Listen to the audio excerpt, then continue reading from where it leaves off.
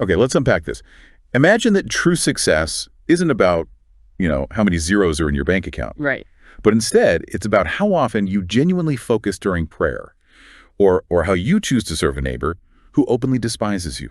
That's precisely what we're tackling today. We have a powerful stack of sources, stories of great mystics, Sufi narratives, and these core Islamic ethical teachings. And they'll kind of redefine success, don't they? They completely redefine it. The goal here is radical.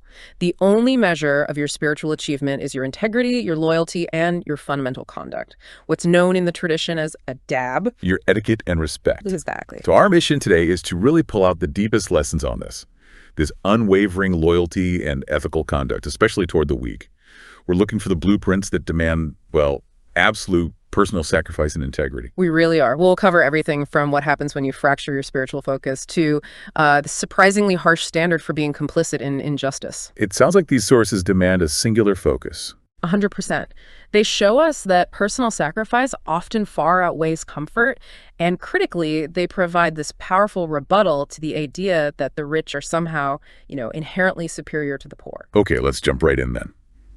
There's a profound story that sets an almost impossibly high bar for devotion and loyalty. The relationship between Baba Farid Ganshakar and his disciple, Hazrat Jamaluddin Hansvi. And this isn't just a teacher-student thing. It's a relationship of deep, almost protective love. It truly is. So Jamaluddin was in a dilemma. He wanted to be with his teacher in Pakistan, but he was rooted in his village, Hansa, looking after his elderly mother. A classic conflict of duties. Right. But instead of just sending letters or demanding his presence, the source recounts that Baba Farid, the great master, he leaves his center, travels to Hansa, and stays there. He goes to the student. He goes to the student and stays for 3 years, entirely for the sake of his disciple. Wow, that speaks volumes about the value placed on commitment and that personal connection. It really does. And that level of sacrifice from a teacher for a student is phenomenal. And this devotion, it gets tested almost immediately by another major spiritual figure, Khawaja Bahaduddin Zakaria Multani. He tried to, essentially acquire Jamaluddin. That's right. Bahaduddin Zakaria Multani writes to Baba Farid with an offer. He says, "Take all my disciples and successors, but give me Jamaluddin." That's a staggering proposition. It is. It's a direct challenge to that deep connection between the master and disciple. And Baba Farid's rejection of the offer is the line that just defines this whole section for me. He replied, who gives away their Jamal? His beauty or his perfection. Right. So he wasn't just refusing a trade.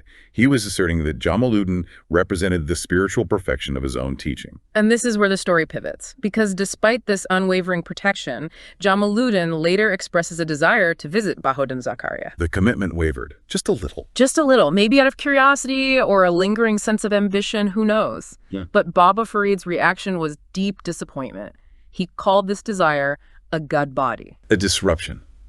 A betrayal of trust. Yes. I think some people listening might find that reaction a bit extreme. Yeah. I mean, if you're truly secure in your devotion, why is a simple visit to another teacher considered a betrayal? Because the principle at stake is absolutely fundamental to this tradition. Mohabbat mein sharakadari nahi kubul hoti. Partnership is not acceptable in love or devotion. Exactly. If you choose a path, if you commit to a single door for guidance, you must remain firm. Mokum fadeh. Any diversion, no matter how small, it compromises the purity and the singular focus you need for spiritual ascent. And the consequence was immediate and harsh. Very. Jamaluddin lost his spiritual light, his nur. The source paints this powerful visual. He couldn't complete the journey to Multan, he couldn't return to his master, and he ends up weakened, sitting on a rubbish heap. A Rudi Kadir. Yes, symbolizing just utter spiritual destitution. It's a powerful metaphor for the cost of a divided focus. So he needed someone to intercede for him. He did. A merchant had to plead his case, and even when Baba Farid forgave him, he chastised himself, saying, "Fariduddin, what have you done to your beauty?" The purity of the connection was everything. That focus on the sufficiency of one path, it brings us to another story in the material. The one about Hazrat Umar. Yeah, emphasizing the authority of the final divine revelation. This is the incident where he's reading the Torah. And the prophet's reaction was one of profound anger, or jalal. He stated it very clearly. He said, "By the honor of Allah, if Moses were alive in physical form today, he would follow me and accept my word, yet you are reading his book." The parallel is just crystal clear. It is. It's about recognizing the completeness of your guidance. If you've been given the final word, if everything good, all the care is available in your own house, why look anywhere else? Both stories really underscore the same point, don't they? The necessity of absolute commitment to the path you've chosen. Okay, so moving from the rigor of loyalty to the rigor of ethical conduct. The story of Sheikh Sharfuddin is fascinating. It is. Because it proves that fulfilling a covenant is sometimes a higher spiritual obligation than even securing your own freedom. This is really the moment of truth for integrity, isn't it? The dilemma starts simply. A poor disciple needs 6,000 dinars to marry off his 6 daughters. And the sheikh, a man of God, he prays for divine help. And the help comes from the most unlikely and I'd say confrontational source. The wealthy Christian neighbor who actively dislikes the sheikh and his spiritual center. Right, and this neighbor taunts the disciple, saying your sheikh can't help you, he relies on charity. And then he makes a cynical offer. He does. He says, I will give you the 6,000 dinars immediately, but the sheikh must sign a contract of servitude, a kadi bondagi. Agreeing to tend his animals and cut fodder for 6 years. It was an intentional act of public humiliation, designed to break the sheikh's reputation. But the sheikh accepted it instantly. No. He went to the city Qadi, the judge, to make the contract legally binding. And his only condition was that he must be allowed to pray when the call to prayer, the adhan, sounded. So he gets the money, gives it to his disciple, and then starts his 6-year duty of cutting fodder. But the real lesson in integrity comes next, because word gets out, and a powerful king, a devotee of the sheikh, shows up with 12,000 dinars. Double the amount.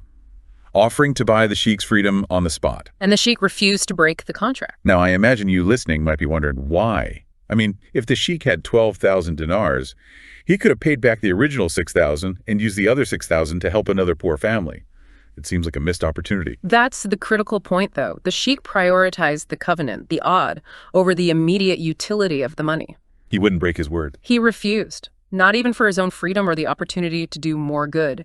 He took the 12,000 dinars the king offered, used it to arrange marriages for other poor girls, and then, and this is astonishing, he returned to his duty of cutting fodder to fulfill his promise to the Christian. The integrity was so absolute, it became the sermon. Exactly. The Christian neighbor, the one who had set the trap, he witnessed this unflinching commitment to the promise.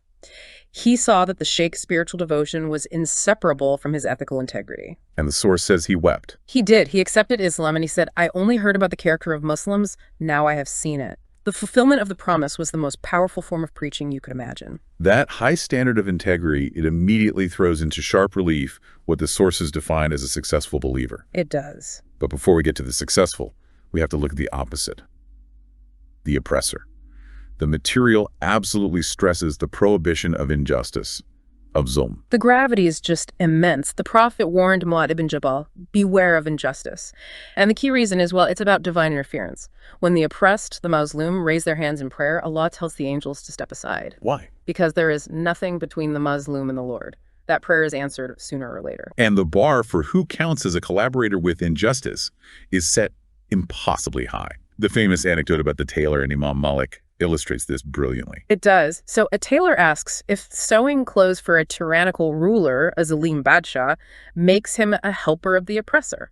And Imam Malik's response must have shocked everyone. Oh, completely. He didn't just say, yes, your helper. He ruled that the tailor is himself a great oppressor. A great oppressor. Why? Because he completes the entire garment. He enables the tyrant to appear powerful. The helper, by this standard, would be merely the one supplying the needle and thread. That raises an important question for you listening. Does this not make all of society guilty? Are there any mitigating circumstances for simply living under a regime? Well, what's fascinating here is the structural critique. The source isn't focused on everyday compliance, paying your taxes.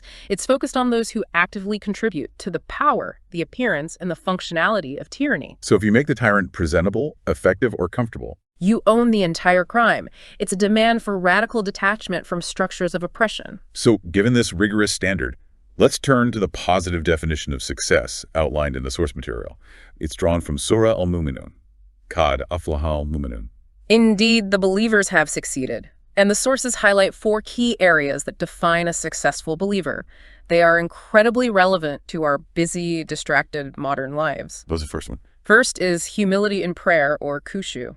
And this isn't just showing up for prayer, is it? It's about the quality of that devotion. Exactly. It's about bringing focus, concentration, and a hamiyat, a sense of protocol or importance, to the divine presence. The advice given is so practical, you must understand the meaning and translation of what you are reciting. Especially Surfatia. Especially that. If you don't know what you're saying, how can you possibly concentrate? Okay, the second criterion is incredibly challenging in the age of constant connectivity, avoiding useless speech. This means staying away from anything irrelevant to your purpose. The Prophet defined a beautiful Muslim as one who abandons irrelevant talk. Think about that for our own time. Reading endless news feeds, scrolling through debates you won't impact, or engaging in gossip. That's all law. If you have no intention of visiting a village, why are you asking for the road? It's a spiritual economy of attention. The third is zakat and modesty. Giving charity is essential, but equally essential is guarding one's chastity. The source provides a stark warning here. It does. It notes that while a sin doesn't remove you from belief, acts like theft, intoxication, or adultery, they temporarily remove belief while the act is being committed. And this is illustrated by Hazrat Uthman Ghani, who was known for being exceptionally wealthy, but even more so for being exceptionally modest. The connection is clear. Success means maintaining self-control, regardless of how much temporal power or wealth you possess. And the fourth criterion brings us right back to Sheikh Sharfuddin. Fulfilling trusts and covenants. Amanat and Ad. The entire story we just told was an active, real-world demonstration of this criterion. The successful believer is the one who keeps their word. And this is where the source material just fundamentally challenges the conventional view of economic success. Yes, the criteria for spiritual success completely overturns social hierarchies. Let's discuss that astonishing hadith of Sa'd ibn Abi Waqqas. The Prophet stated, "You are given provision risk because of your weak and poor people." It's a revolutionary concept. It tells the rich person, your wealth is not a mark of your inherent superiority or better skill. It's a trust. It's a trust. And your very existence and sustenance is contingent upon the existence of the poor and the weak. They are the conduits through which the wealthy receive their bounty. It demands immediate humility. It really does. And the sources immediately follow this reversal with practical ethical instructions, especially about subordinates. The instruction is to forgive a servant or subordinate 70 times a day. Why 70 times? It's meant to instill the realization that the master's power over the servant is finite and temporary, while the Lord has infinitely greater power over the master. It's a mechanism to force humility. And continuous forgiveness in those power dynamics. The sources drive this point home by challenging social status directly. We have the hadith of Sahl bin Sa'd al-Ansari. Right, where the Prophet observes two men passing by. One is rich and powerful, highly influential. The other is poor, and his opinions or recommendations would be instantly dismissed. And the Prophet's verdict on the poor man was absolutely striking. He declared that the poor man was better than the earth full of people like the former. It's a spiritual judgment. It prioritizes the internal state integrity and faith over all external measures of influence, wealth, or status. Completely. The ultimate choice, then, is patience. And this is beautifully captured in the story of the poor companions complaining of their destitution to Abdullah ibn Amr ibn al-As. He essentially gave them an option. He could help them immediately with their temporal needs, or they could choose patience, savor. And he quoted the Prophet. He did. The poor will enter paradise 40 years before the rich. And those companions chose patience. They chose patience, understanding that the temporary discomfort of poverty was a kind of spiritual shortcut to an immense eternal reward. So this means the sources are not just asking the rich to be humble. They are also asking the poor to recognize their spiritual dignity and reject what the material calls the sickness of low self-esteem that societal devaluation can inflict. Your spiritual status is determined by your actions, not your income. Our deep dive today revealed that the pillars of success are, well, their loyalty, absolute integrity, and a profound realization that sustenance and spiritual standing are interwoven with the care of the vulnerable. And success is achieved by focusing inward, that khushu, and eliminating distractions, the law. So for you, the believer, striving to maintain that focus and integrity in a chaotic world, the sources offer practical tools. They're known as wazaif. Yes, specific short recitations intended as spiritual anchors. What's the first one? The first anchor is about establishing that singular reliance we discussed earlier. Hasbunallahu wa ni'mal wakilo, ni'mal mawla wa ni'man nasir. Which translates to, Allah is sufficient for me, the best disposer of affairs, the best protector, and the best helper. It's an assertion of self-sufficiency through God. And the second is a powerful antidote to the anxieties of modern life. It is. La hawla wa la quwwata illa billahil aliyyil azim. The source states this is a remedy for 99 diseases, and the smallest one cured is tension and grief. It's an acknowledgement that real power and strength belong only to the divine. Exactly. And finally, the constant anchoring practice of Darud Pak, Recitations upon the prophet. which bring 10 blessings for everyone recited. These aren't just formulaic phrases. They are practical, accessible spiritual habits designed to maintain your focus and your nur. We began by discussing the absolute promise of divine justice for the oppressed, the Mazlum. The promise that nothing stands between their prayer and the Lord, and rectification will happen sooner or later. If you reflect on everything we've discussed, the need for integrity, focus, and adherence to the covenant, what specific injustice in your life, large or small, would you feel confident in raising your hands to ask Allah to rectify right now, knowing that this promise is absolute? That is your starting point for achieving ethical success.